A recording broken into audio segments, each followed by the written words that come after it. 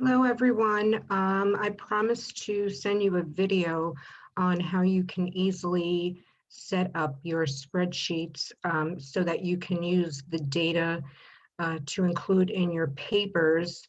So what I'm going to do now is I'm going to share my screen with you and walk you through some of the things that I've done when I took this class myself. So give me a moment and I'm going to share my screen. Okay, so what you're viewing in front of you are the downloaded financials from the sec.gov site for Amazon. So as you can see down here, I have consolidated statement of operations, which is the profit and loss statement or the income statement. If I move over, I have the consolidated statement of cash flows, and then I have the balance sheet, and then I will talk to you about these other sheets. So one of the things that I had asked you to do to make things easier on yourself, when you download these files, if you download the entire packet from the sec.gov, you'll have like 40 to 50 or even 60 tabs at the bottom. So for these are the only 3 that you will need. So you can go ahead and delete any other sheets that are included. Very quickly, I just want to be able to, I know that the nomenclature is quite confusing. So to identify a cash flow statement, if you see a document that has operating activities, investing activities, and financing activities, you know that you are looking at a cash flow statement, regardless of what a company may wish to call it. Consolidated statements of operations, the profit and loss statement, the income statement, or any other nomenclature that you may come across, you're going to have sales, which is revenue, and you're going to have expenses. Right, so that should help to be able to define what type of a document that you're looking at, despite the nomenclature that's being used. And on the balance sheet, regardless what a company calls it, you should always see assets, liabilities, and equity. And then you'll know that you're definitely looking at a balance sheet. So one of the things that I've done here for the assignment that's due this week is I highlighted on Amazon's statements the figures that I will be using to perform the ratio analysis. So when I'm performing the ratio analysis, what I like to do is I like to separate it out onto separate sheets. So I'm going to show you sheet 1, and this is a template that I came up with a while ago. It's easy to read. You can use this if you want. You would have to put in your own formulas or whatever. But what that allows you to do is, instead of cramming everything onto one sheet, you can have this separated, and then you can do screenshots of this and include it in your paper, for the assignments that are due. So for example, if you're talking about profitability ratios, you can do a screenshot, of this one upper area and be able to display the actual numbers in your written document, right? So what I do down here is I click on this tab, I double click on it, and I'll label this profitability ratios. And I'm going to double click on sheet 2, and this is a template that I created for efficiency ratios. And then for these, I've got a vertical analysis, and then I've got a horizontal analysis. So one of the things that I like to do when I'm working with a spreadsheet, instead of retyping numbers, which can get you into a lot of trouble, I like to reference the cells in which the data is coming from. So here's an example. I want to know what the revenue is, and I need to insert it here for Amazon for 2019. So I'm going to begin my operation with an equal sign. I know that revenue comes from the income statement or the statement of cash flows. So I'm going to move over to that tab, and I'm looking at net sales, and I select it and I hit enter. So now that number is in there, and if you look up at the formula bar, you can see that it's referencing the consolidated statements of operations. So for gross profit, I'm going to go back to the statement of operations, and for Amazon, they do not calculate it for you. So this is something that you would have to do on your own. And the way you would do that is you would take your net sales and your cost of sales and subtract it. So that is your gross profit, right? So this is the cell, this is the number that I want to enter in my gross profit cell on my templated sheet. So again, I'm going to click equals. I'm going to go to the consolidated statement of operations, and I'm going to select that figure. And again, you look up at the formula bar, and you can see that it's being referenced. I highly recommend that you do this so that you're not, mixing up the numbers.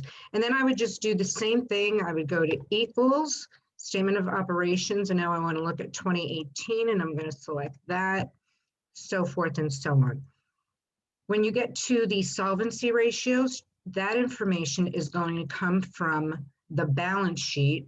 So I would equals, go to the consolidated balance sheet, and here are my total assets for 2019, and equals, and here are my total assets for 2018. And then the liquidity ratios also use data directly from the balance sheet. So your profitability ratios are going to come from the statement of operations or the income statement. Your solvency ratios and your liquidity ratios are going to come from the balance sheet. So then I'm going to come over to the efficiency ratios. And again, I do the same thing. I come in here and I say, what is my cost of goods sold? I know that that comes from the income statement or the consolidated statement of operations. So I'm going to put an equal sign in there. And these are my cost of sales. And I'm going to select that number. So you can do that for every single one here. When you come over to this side where it's going to be calculating days in a year and inventory, I typically use 365 days. You can use 360. That's also a common way of doing it. So I'm simply just going to type in 365 and 365.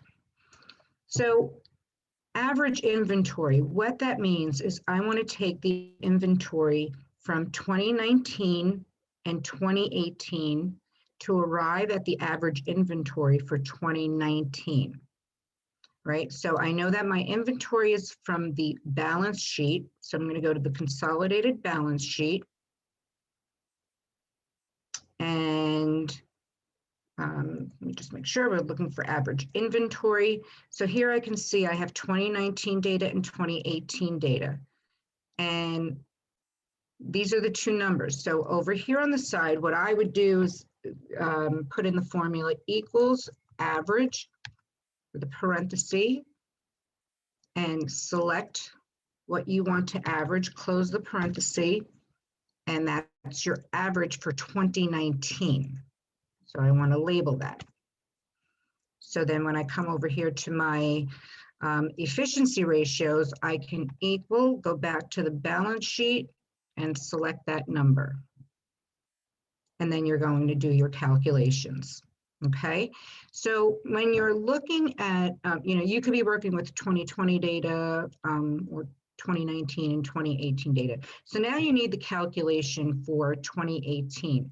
To arrive at that calculation, you need 2018, the number for inventory, which we have on the balance sheet, but you also need 2017.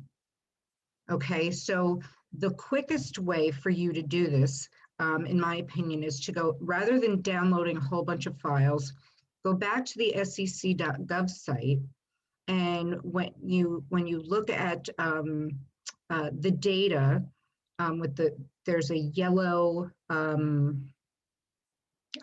bar on the left. You click on financial data, click on consolidated balance sheet, and then you should be able to see the 2017 data. Another thing that you can do is you can look at Yahoo Finance, and as long as these numbers for 2019 and 2018 match up with what is on Yahoo Finance, then you can use the number from Yahoo Finance for 2017. I've come across some very weird and odd things on Yahoo Finance where the numbers aren't matching up, and you have to do a lot of different calculations in order to arrive at the numbers to make them match. So if they do match, so if I went to Yahoo Finance and I saw that the 2019 and 2018 inventory numbers for Amazon were exactly what I see here, then I would use the 2017 number. So to arrive at the 2018 average, I would take 2018's 2018 plus 2017 and have the average there, and then I would input that into this cell. Okay, I hope that that's not too confusing. So the other thing that I want to point out is, you know, many companies label things very differently. The nomenclature can be a little confusing. Yahoo Finance is a great way to sort of give yourself a check of what they're doing. That may not always work out to your advantage, but that is one way that you can verify the numbers that you're using are correct. I've left these highlighted so you can see the nomenclature here on Amazon. It's fairly straightforward, but for some of you it may not be. But if you have any questions on, you know, hey, is this really this? And, you know, of course, feel free to reach out to me. I'll be more than happy to help you figure that out. So when you get over to your vertical analysis and when you get over to your horizontal analysis, again, I'm going to fill them in the same way. You know, I'm going to go to cash and cash equivalents. This information is all going to come from the balance sheet, and I'm going to equal. I'm going to go over to the balance sheet. Here's cash and cash equivalents. Select and enter. And then you'll have to do your calculations in order to get your percentage. And the information on the percentages should have been reviewed in the videos by Dr. Bonner. So I hope that this information helps you and does not confuse you even further. Any questions at all, I will stop sharing my screen. Any questions at all, you know that you can feel free to reach out. We can have a Zoom session, whatever works best for you.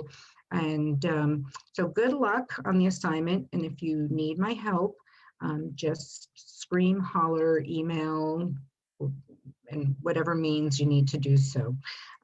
So good luck, and I will see you hopefully at tomorrow's Zoom meeting.